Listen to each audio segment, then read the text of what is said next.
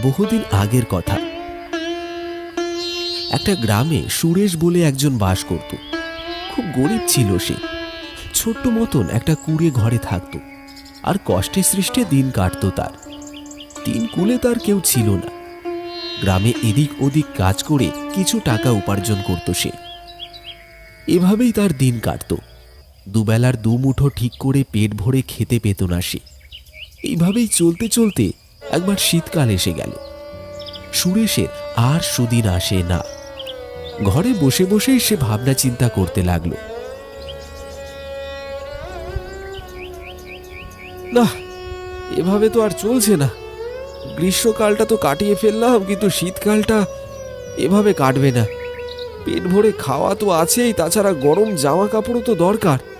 না, আমাকে আমাকে তো কিছু একটা করতে হবে, নয়তো আমি আর বেঁচে থাকবো না এই শীতে।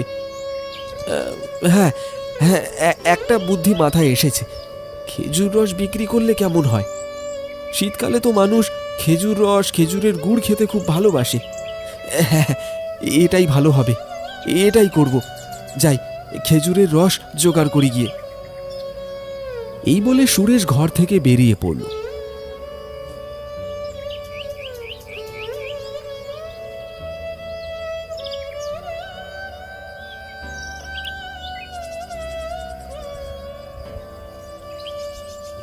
কিন্তু তার ভাগ্য বেজায় খারাপ। সব কটা খেজুর গাছে কেউ না কেউ এসে হাঁড়ি বেঁধে দিয়ে চলে গেছে। যে গাছগুলো খালি পড়ে আছে সেগুলো কেউ না কেউ ধরে বসে আছে। সেখানে গেলেই তাকে দূর দূর করে তাড়িয়ে দেয়।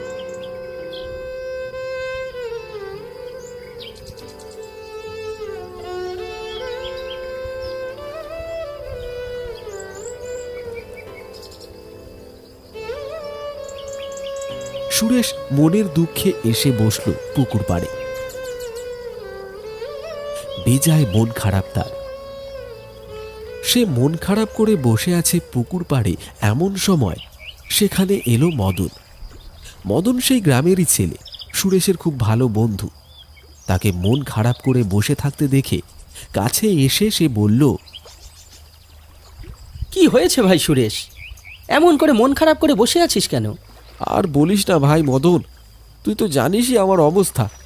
ভেবেছিলাম শীতকালে খেজুরের গুড় বিক্রি করে কিছু টাকা কামাবো, কিন্তু সে আর হলো কই। সব কটা গাছ ধরে বসে আছে সবাই, কোনো গাছের কাছে ঘেঁষতেই পারলাম না। ভাই, এই শীতটা মনে হয় পার করতে পারবো না। আরে ছি ছি ছি ছি, এসব কি আজে বাজে কথা বলছিস ভাই? এসব কিছু হবে না। আমি বলি কি শোন, ওই যে গ্রামের শেষে যে গাছগুলো রয়েছে সেখানেও তো হাঁড়ি বাঁধা রয়েছে। তুই বরং সেখান থেকে খেজুর রস চুরি করে বিক্রি কর, কেউ কিচ্ছুটি জানতে পারবে না। কি বলছিস ভাই?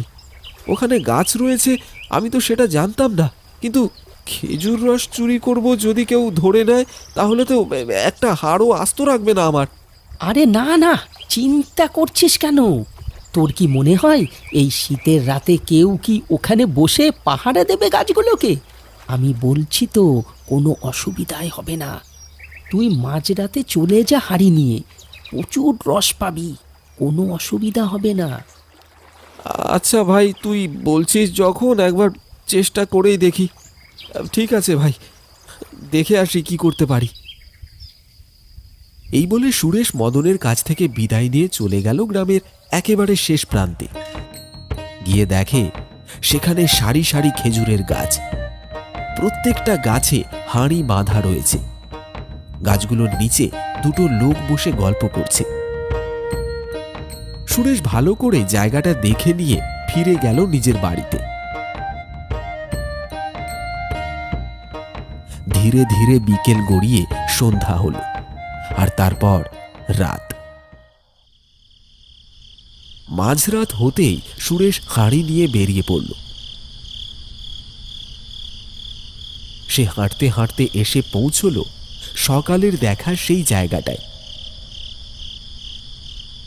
মদনের কথাটাই ঠিক, একটাও লোক নেই আশেপাশে। চারিদিক একেবারে খাঁ খাঁ করছে।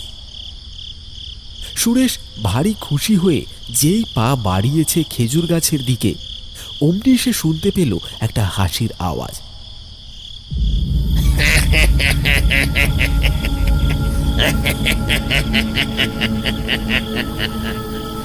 মাঝরাতে এত জোরে হাসির আওয়াজ শুনে ভয়ে কাঠ হয়ে গেল সুরেশ। সে সাথে সাথে হাঁড়ি নিয়ে দৌড়তে শুরু করলো। এক দৌড়ে সে নিজের বাড়িতে এসে পৌঁছলো এবং সকাল হওয়া পর্যন্ত বাড়ি থেকে আর বেরোলো না।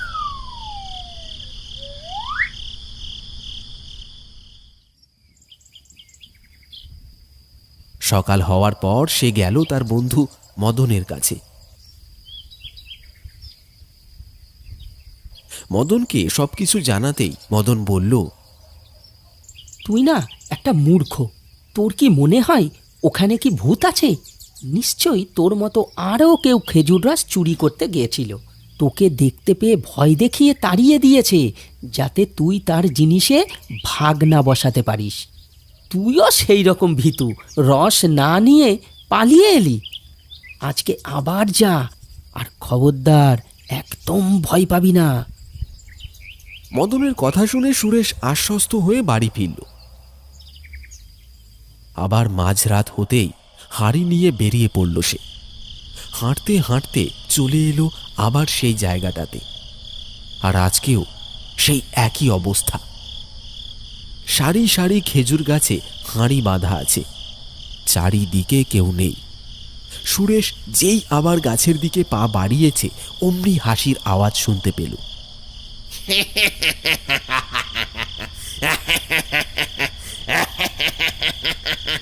আবার আজকে হাসির আওয়াজ শুনে ভারী ভয় পেয়ে গেল সুরেশ। কিন্তু মদনের কথা মতন সে আজকে পালিয়ে গেল না। ভয়ে ভয়ে এগিয়ে চলল খেজুর গাছগুলোর দিকে। তারপর এগিয়ে এসে একটা গাছের নিচে হাঁড়িগুলো নামিয়ে রাখল। যেই না সে গাছে উঠতে যাবে অমনি পিছন থেকে কে যেন ডাক দিল তাকে। তোর তো দেখছি প্রাণের কোনো ভয় নেই। কালকেই তোকে ভয় দেখালাম, আজকে আবার তুই চলে এসেছিস খেজুরের রস চুরি করতে। সুরেশ ভয়ে ভয়ে পিছনে ঘুরে দেখল তার ঠিক পিছনে দাঁড়িয়ে আছে একটা ভূত। তার চোখ দুটো লাল, একদম লাইটের মতন জল জল করে জ্বলছে। তাকে দেখে ভয়ে আঁতকে উঠল সে। থর থর করে কাঁপতে লাগলো সুরেশ। তারপর হাত জোর করে বলল, ওরে বাবা রে, ওরে বাবা রে, আমায় ছেড়ে দিন, আমায় ছেড়ে দিন। আমি ভুল হয়ে গেছে, আমার বাড়ি ভুল হয়ে গেছে। আমি খেজুরের রস চুরি করব না, আমায় দয়া করে ছেড়ে দিন। পেটের জ্বালায় খেজুরের রস চুরি করতে এসেছিলাম, দুমুঠো পেট ভরে খেতে পাই না। আমায় ক্ষমা করে দিন, আমি চলে যাচ্ছি। আমি চুরি করতে আর কোনোদিনও আসবো না, আর কোনোদিনও আসবো না। আমি তো তোকে খুব সাহসী ভেবেছিলাম, কিন্তু তুই তো বাড়ি ভীতু। এত ভয় পাচ্ছিস কেন? আমি কি কিছু করেছি তোকে? তুই ফিরে যা, তুই ফিরে যা এখান থেকে। আমার মতো ভুল করিস না। আমিও একদিন তোর মতন এখানে এসেছিলাম, আর ফিরে যেতে পারিনি। এখন তো দেখতেই পাচ্ছিস আমার অবস্থা। আমি আমি আমি কিছু বুঝতে পারলাম না। আমার মতো আপনি এসেছিলেন আর ফিরে যেতে পারেননি, ব্যাপারটা কি? ব্যাপারটা আর কিছুই নয়। জীবনকালে আমিও তোর মতন খেজুরের রস চুরি করতে এসেছিলাম মাঝরাতে। গাছে উঠেও পড়েছিলাম, কিন্তু ভাগ্য খারাপ, পা ফসকে পড়লাম সোজা মাটিতে। তারপর ঘাড় মোটকে প্রাণটা বের হয়ে যায় আর কি। আর এখন তো দেখতেই পাচ্ছিস কি অবস্থায় ঘুরছি। পেটের জ্বালা যে মহা জ্বালা, এই পেটকে সামলাতে কত কিছু করতে হয়। তাই তো মাঝরাতে খেজুরের রস চুরি করতে এসেছিলাম। ঠিক মতো খাবার জোটে না আমার প্রতিদিন। হ্যাঁ, বুঝতেই পারছি তোর অবস্থা। তা বেশ বেশ, নিয়ে যা, খেজুরের রস নিয়ে যা। আমি তোর সাহায্য করব। তুই গাছে ওঠ, আমি নিচে দাঁড়াবো। তুই যদি নিচে পড়েও যাস, আমি থাকবো তোকে বাঁচানোর জন্য। যা যা যা, দেরি করিস না, উঠে পড় গাছে। সুরেশ ভারী অবাক হলো। তারপর হাত জোর করে প্রণাম করলো ভূতকে। তারপর গাছে উঠে পেরে নিয়ে এলো খেজুরের রস। এইভাবেই বেশ কয়েকবার গাছে উঠে সে রস পেরে আনলো। তার সবকটা হাঁড়ি ভরে নিয়ে সুরেশ ফিরে গেল নিজের বাড়িতে। এভাবেই প্রতিদিন সে খেজুরের রস নিয়ে যায় আর তা জাল দিয়ে গুড় তৈরি করে বিক্রি করে। ধীরে ধীরে তার এই গুড়ের ব্যবসা ফুলে ফেঁপে উঠতে থাকে। গুড় বিক্রি করে সুরেশ অনেক বড় লোক হয়ে যায়। তার আর সেই ছোট্ট কুঁড়ে ঘর নেই, এখন সেখানে বিরাট এক বাড়ি। সুরেশ এখনো প্রতিদিন মাঝরাতে খেজুরের রস নিয়ে আসে ভূতের সাহায্যে এবং সকালে তা বিক্রি করে দেয়। এইভাবেই সুরেশ সুখে শান্তিতে দিন কাটাতে থাকে এবং প্রতিদিন মনে মনে প্রণাম জানায় খেজুর গাছে থাকা সেই ভূতের উদ্দেশ্যে।